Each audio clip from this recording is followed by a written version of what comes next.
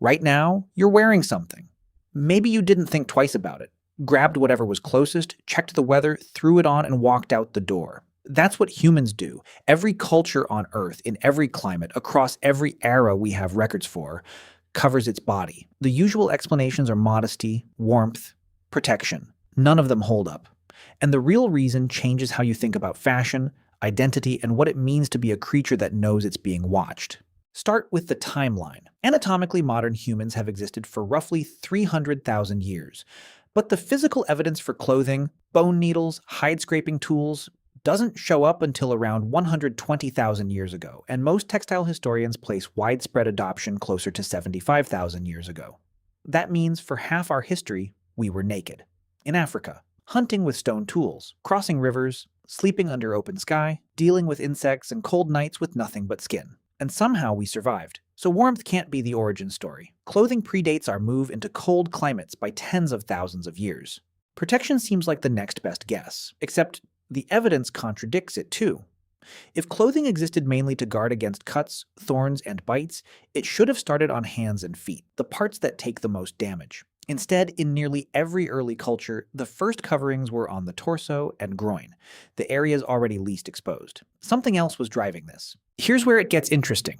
Lice. Humans carry two closely related kinds: head lice, which live in hair, and body lice, which live only in fabric and can't survive without it. In 2003, geneticists traced when body lice split off from head lice as a distinct population, reasoning that this split marks roughly when clothing became common enough for a new parasite to depend on it. The answer?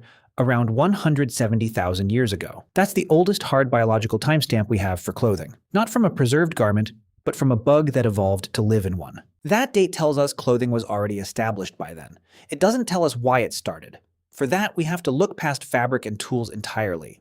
Archaeologists believe the earliest garments were crude, a hide draped over the shoulders, tied with a leather strip, nothing stitched or shaped. But even that requires something unusual. You have to picture a future version of yourself, cold, and solve for it now. Making clothing means collecting materials, treating them, and investing hours into something that won't matter until later. Long before the first stitch, someone already had the finished result in their head. That's not a small trick. It requires memory, planning, and imagining a future that hasn't happened yet. The same mental machinery behind keeping a promise or worrying about next week. No other animal does this. A chimpanzee doesn't look at a leaf and think about how it might help tomorrow. We did. In 2009, archaeologist Ian Gilligan argued that this, not warmth, is the real origin of clothing. It's one of the earliest physical proofs that humans could think ahead. But underneath even that planning is something researchers rarely mention: shame. Not the moral kind, the neurological kind. The awareness of being observed and evaluated. That requires theory of mind. The ability to step outside yourself and imagine what you look like through someone else's eyes. Dogs don't have it. Crows don't have it. Even chimpanzees only show faint traces. Humans developed it fully, and the moment we did, our bodies stopped being just bodies. They became things that could be judged. Picture two strangers meeting beside a fire for the first time, tens of thousands of years ago. Before either says a word, each is already reading the other. The tools they carry, the hide draped over their shoulders, how it's prepared. Are they part of my group? Can I trust them? Are they capable? That silent read may have happened countless times across human history, long before language existed to ask any of it out loud. From there, clothing stopped being just about survival and became identity management. The first person who wrapped a hide around themselves wasn't only staying warm, they were choosing how to be seen. And that instinct shows up even where warmth was never a factor. In the Amazon and the Pacific Islands, where temperatures never require covering at all, people still adorned themselves. Paint, feathers, beads, tattoos.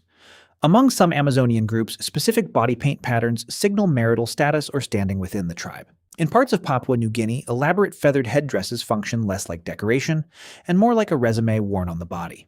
If clothing and adornment were purely functional, heat should have ended the habit. It didn't because the function was never really about heat.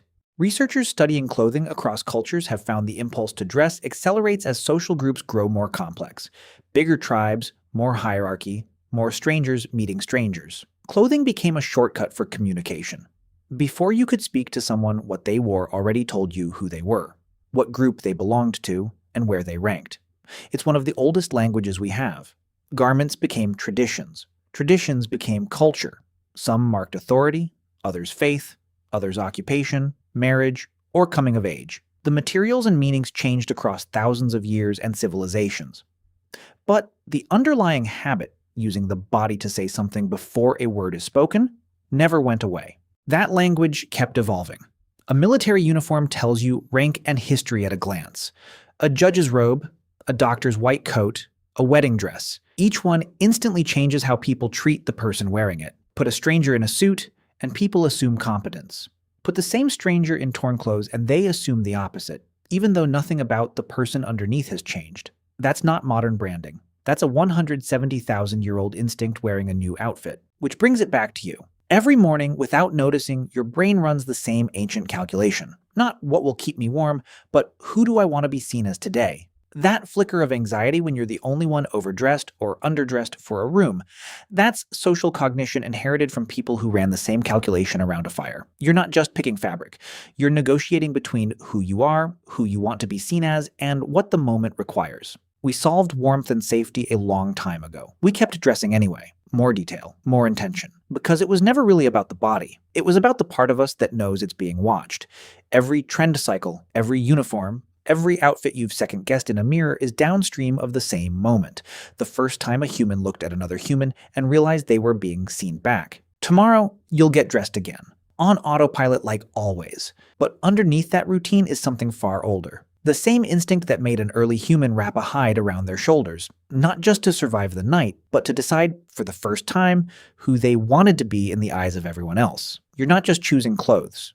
You're choosing how to be seen.